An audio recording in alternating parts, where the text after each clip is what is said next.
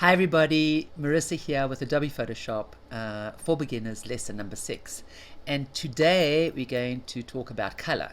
So let's just go and open up Photoshop and obviously put ourselves in the same workspace. So mine is lesson and I'm going to reset lesson. I would like the foreground and background to be black and white, so just click on that, and if you got it the opposite way you can just change it with this little arrow over here. And yes, let's just go to the move tool and start off with Control N, opening up a new document. So it can be Control N, Command N on the Mac, or just go to File, New. The document I'd like to create is 4000 pixels in width, 3000 pixels in height, and 300 resolution. And let's just do it a landscape and create. Now I'd like to divide, with a guideline, I'd like to divide the page into two. So if you don't have your rulers up, just go to Control R and you'll get them, or go to View and you can find the rulers right over here. So left click on the mouse and keep your finger down and just drag, and it will click onto 2000, and then you can release. Now the first thing I'd like to do is create a black background. So this layer, let's just call it black, and take our paint bucket and just fill it with black. Let's open a new layer. This layer I'd like to call white. Now all I want is actually half of the page to be white. So let's take the Marquise tool and left click outside and drag it right down to the opposite end, and we'll have a selection of half of the page. Make sure you're on white. Change the foreground to white by just clicking on these arrows. Go to the bucket and fill that area. Now in order to deselect my selection, I'm just going to the Marquise tool and clicking outside the area that was selected, and I'm going to move my guideline back because I certainly don't need it. So I'm just going to move it back to here, to the rulers, and release. I click on it with my left button and drag and then release. Okay, I'm just changing this back to black and white. Now the RGB is red, green and blue, and those three colors will create any color of the spectrum that you want. Those are the primary colors of the spectrum. So let's just go and create 3 more layers. The first one I'm going to call red, the second one green, and the third one blue. The red one. Now 0 will be black, and the higher I go in number, I'm going to actually get a color. So let me show you. I'm clicking on the black one, and here are my RGB.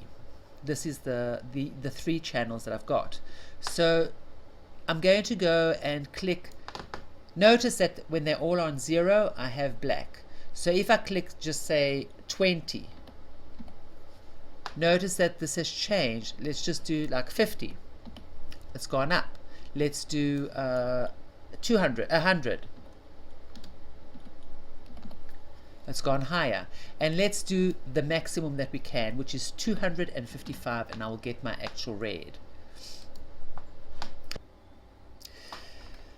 So now that I have my actual red, let's go and create a brush. So go up to the brush tool and click on that, and then go to the top, and let's take this up to 500 pixels. Let's take it up to 1000 pixels. And the hardness, I'd like it to be 100% hardness. Now all we have to do is, we've got our red selected, we've got our red layer, and we've got the brush, and just click anywhere on the black part. Then let's go to green. Now green, we're going to take the red down to 0, put the green up to 255, and click, and make sure that they overlay each other, because what I actually want to see is the combination that the red and the green give us. Then go to the blue, and let's do the same with the blue. This will be on 0 and the blue will be on 255. and let's just click here below. Now in order for me to see the combination, I'm just going to click on the green layer and go up here to linear dodge, and you'll notice that as soon as I do that, I'm getting an extra color here. So I know now that red and green do create yellow. Let's do the blue one, do the same thing with the blue, and now I can see all the colors that everything's creating. So 100% of red and 100% of blue will create magenta. 100% of green, 100% of blue will create cyan, and as you know, the red and the green will create yellow. Now, because each one is 100%, I am getting white light, because as we knew that when we put this, the higher number on each three of these have 100% of those colors, we are going to get white light. I'm just going to do another thing just to make sure that we understand it. So open up 3 more layers. The first one I'm going to call yellow. The second one magenta. And the third one cyan. So let's go to the yellow. In order for me to create yellow, remember I need 2 colors. I need the green and the red. So let's just take the blue off to 0 and put this at 255 and 255, and we get our yellow. And let's take the paintbrush and just click over here. I'm going to go to the magenta. I'm going to create the same. So magenta, we know it's red and blue. Red we've got, green I'm taking off, and blue we must put. I get my magenta. And the third one is cyan, so I'm just going to go in, and cyan is made out of green and blue, so that would be red would be 0, and green would be 255, and we get our cyan. Now here I'm not going to use the same mode. I'm just going to click on to multiply, and I am going to get that combination of the color. Notice that when I have these 3 colors together in 100%, which is actually red and green, and it's actually the light are all together, I am going to get black. So this is what we use for printing. And I'm sure that if you've got a print at home and you go and buy those cartridges, you are buying a magenta, a yellow, and a cyan color. Now, this is just an example of how they both work.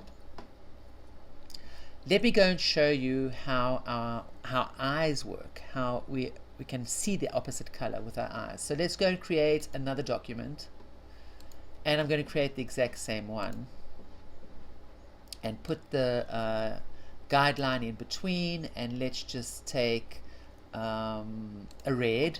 We'll start off with the red, so I'm going to put 255 in red, and these I'm going to put on 0 and do OK. And I'm just going to go, let's just call this layer color, and take my paint bucket and just fill that in. Take the marquees tool, and let's just select that area, open up a new layer, call this white, and let's change this so we get the white on top. Take the bucket and just, I've got to make sure that this is selected, the layer selected, and take the bucket and just fill that in. I'm going to deselect my selection by clicking on the marquees tool and just clicking there, and I'm going to move my actual guideline. Now, in order for you to see the opposite color, what you need to do is stare at the red part. Sit about less than a foot even from the actual monitor that you've got this on, and stare at it. After about 30 seconds, close your eyes tight, open them quickly as you can, and look at the white area. And you should see cyan. You should see a light of cyan. And why would you see cyan? Is because it's the opposite of red. So if we got the red there, you're going to see this color. As you notice here, red, we're going to see that color. and play around with it. And if you want to put in more colors, just go to the color layer, and you can just go and choose whatever color you want. I mean, you can put in whatever you want. Just say you'd like that, a yellow. So put in a yellow and check it out. Check out what it does. And you should be getting blue over here, by the way. So play around with it, have lots of fun. I love doing that. Another great tool to use for finding out what color complements another color, that works well with another color, because of the way that we have visualized our colors. So let me give you an example. Let's just go and open up a new file. It can be anything you want. I'm just going to go for A4. And I'm choosing red again, our usual red, 255 for red. And I'm just going to fill it with the bucket.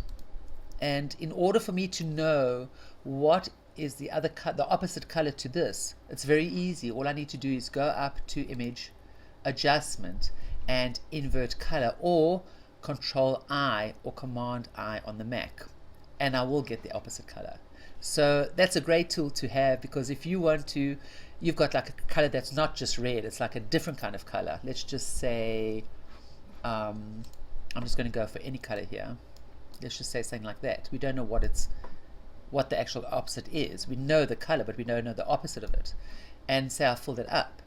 In order for me to know the opposite color, I'll just go to Image, Adjustment, and Invert, and that's the opposite color. And then I can just take this tool right over here, which is the Eyedrop tool, and click on it and know what its combination is. So that's a great tool to have to find what is complementing a color, and use it in your graphics, in your photography, in whatever you want. Now I want to show you a bit about the channels. So I am going to go back to the red, and when I go to my channels, any color that I have will have 3 channels, the RGB, because as you know, they create all colors. So notice that when I'm on my red, I've got 255 red. This part is going to be white. My channel is going to be white, which means that I've got 100% red in it. The green, I don't have anything, and I don't have anything on the blue either, so they're both going to be black. If I were to have yellow over here, so let's go back to the layers and click on that and just click on yellow, notice that my channels will now have red and green both white, and only the blue will have the black part. So in order for us to understand this more in depth, let's just go and open up a picture, and I'm going to open up the one that is the blue wall. Now if I open up my channel, the blue channel should actually be the lightest one, with most white in it. And it is, because this photo has mainly blue in it, and therefore the actual channel will be whiter. Once you do understand this whole thing, it will be easier for you to change and work around with colors. So the green will be a bit darker than the blue, and the red will be the darkest because there's the less red in it. Okay, so there's one more thing I'd like to show you, and that is putting color onto a black and white photo. So let's just go and open up the photo, file open, and pick whatever you want. Okay, now in order for me to color on this photo, I have to make sure that my mode is in color RGB and not grayscale. So if by any chance it is in grayscale like this, go up and just change it to RGB. And I just want to show you something just before we go to the RGB. If I go to my channels, I am now on a grayscale mode, and if I go to my channels, I will have only one channel that is a gray channel. But if I go to my RGB, notice that I'm going to get 3 channels and what they give. At the moment they're all the same color, but just that's how it works. Okay, so let's just click on this little lock, undo that, and there are many ways to paint on a black and white photo. I'm just going to show you one today. It's the most simple, I think. Maybe not. Maybe it is. So open up a new layer, and let's just call this layer yellow, because I'm going to choose a yellow color. And let's go into our colors and choose the yellow that we want. Just say it's that. And fill that layer with the paint bucket. So I'm filling the whole layer with that paint bucket. I'm going to put my color back to black and white. And I'm going to go down to my yellow and click on a layer mask. So I've clicked that on, and notice that it's white and nothing's happening over here. I'll have to invert that. So I can go down here and invert it, just click on invert, or I can go to my keyboard and do Control I, whichever is convenient, and then I'll get my photo back. Now make sure that the top part is white. Take your paintbrush and you can start coloring in the yellow. Now this isn't very good because I would like to see the actual photo underneath. And today we're going to use the soft light. So go where it says normal and just go into soft light and notice what you're getting. There are other things I can use, but this is for now. And you can just carry on painting and just, you know, and if you do make a mistake somewhere and you would like to undo it, you just need to go and swap this to black, and then you can take off what you don't like. Okay, let's put in another color. So add on a layer, and let's just call this layer red, and go and pick a red color.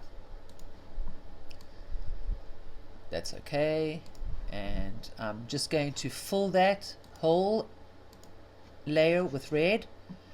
I'm going to go to my mask, click on the mask and invert it. Control I on the keyboard, or invert over here, and Command I on the Mac. And then I'm going to go to my paintbrush, and once again I have to change this to white because it was a black and I can't do black on black, and just go and do paint whatever you want to paint, and we can go on and do the soft light and carry on painting. Okay, let's do one more layer. So let's say I wanted to have a green color. So I'm going to go and pick my green and just fill that whole green color, the whole layer with green. Go to my mask, click on the mask. I have to invert it, remember, to black. I can go to my paintbrush and start painting somewhere. Just add over here.